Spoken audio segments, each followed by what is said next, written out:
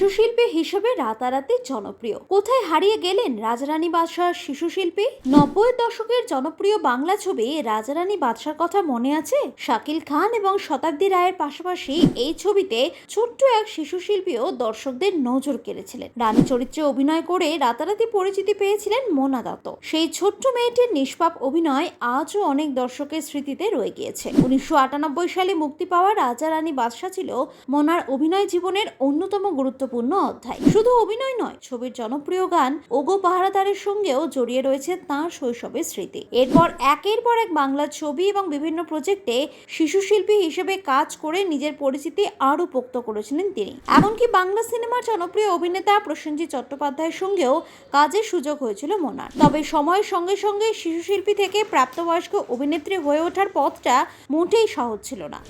অনেক শিশু শিল্পী বড় হয়ে ইন্ডাস্ট্রিতে নিজেদের জায়গা ধরে রাখতে পারেন না। মোনা দত্ত সেই কঠিন বাস্তবতার মুখোমুখি হয়েছেন। তবুও অভিনয়ের প্রতি ভালোবাসা থেকে থেমে থাকেননি তিনি। বড় পর্দা, ছোট পর্দা এবং ওটিটি সব মাধ্যমেই ধীরে ধীরে নিজেকে নতুন করে প্রতিষ্ঠা করার চেষ্টা চালিয়ে গিয়েছেন। আকাশ আটে সাহিত্যের সেরা সময়ের অগ্নি পরীক্ষায় বিশ্বাবসু বিশ্বাসের বিপরীতে লিড চরিত্রে দেখা গিয়েছিল তাঁকে। এছাড়া কলকাতা কেন্দ্রিক ছবি কোহিনূরেও গুরুত্বপূর্ণ চরিত্রে অভিনয় করেছেন মোনা। সময়ের সঙ্গে তাঁর অভিনয়ের পরিধিও বদলেছে। পার্শ্ব চরিত্র, গুরুত্বপূর্ণ চরিত্র কিংবা খলনায়িকা, সব ধরনের ভূমিকাতেই নিজের অভিনয় দক্ষতার ছাপ রাখার চেষ্টা করছেন অভিনেত্রী। অভিনয়ের পাশাপাশি ব্যক্তিগত জীবনেও নতুন অধ্যায় শুরু করেছেন মোনা। বছর 3 আগে প্রেমিক দীপশঙ্কর ঘোষের সঙ্গে বিবাহ বন্ধনে আবদ্ধ হন তিনি। বর্তমানে সংসার এবং অভিনয় দুই দিকেই সমানভাবে সামলে এগিয়ে চলেছেন। ছোটবেলায় রানী চরিত্র থেকে আজকের অভিনেত্রী মোনা দত্ত হয়ে ওঠার এই সফর কিন্তু সহজ ছিল না। একসময় যাকে দর্শক চিনতেন ছোট্ট শিশু শিল্পী হিসেবে,